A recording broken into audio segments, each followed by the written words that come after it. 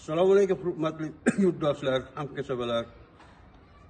Mana nihoyat biz yangi ishlarni Shahrixon tuman Oqmachi mahallasida Iqboljon xonadonida boshladik va yakunlab mana sizlarga namoyish etyapmiz. Marhamat.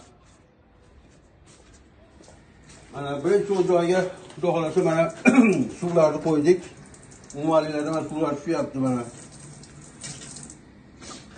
Mana taylariga joylarni ham qo'ydik. Bu narsa qo'ygani polkalar qilib.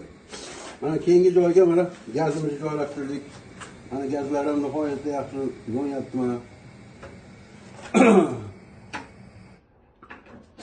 Marhamat, buni ham tagiga mana joylarni qilib, bu narsa qo'ygan joyga qo'ydik. Mana keyingi ishimiz 2 metrlik qozonni joylashtirdik. Yerga rozg'or bor. Hamisha ishlaydigan qozon bu.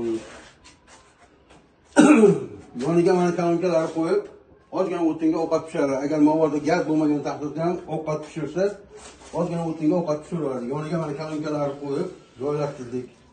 Xudo xolasa, bu yerga mana 3 talik qozon, tamat bu bir narsa yozda pishirgani qozonni joylashtirdik. Endi zontilarga kelsak, mana zontilarni ham motorlarni joylashtirib, bu tortalgan qilib svetlargacha qo'yib, nihoyatda chiroyli qilib joylashtirdik mana.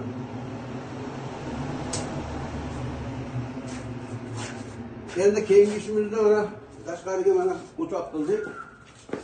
O'choqlarga mana o'ta go'zal bo'lib chiqdi. Mana bugun tayyorlab pishirdik.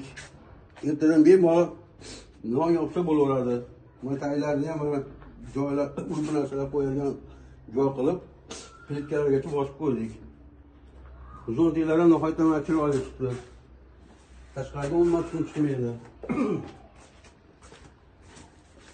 Endi aziz o'rtoqlar, mana bu ishimiz yakunlash arafasiga kelib qoldi. Endi bundan keyingi ishimiz Andijon shahrida bo'ladi. Delinamoz mahallasida. Bu yerda ham ishlarimizni do'konchilarga ko'rsatib boramiz. Hozircha shu. E'tiborlar uchun rahmat. Hamisha bizni qo'llab-quvvatlab like bosinglar mayli. Biz rozimiz. E'tiborlar uchun rahmat katta. Marhamat.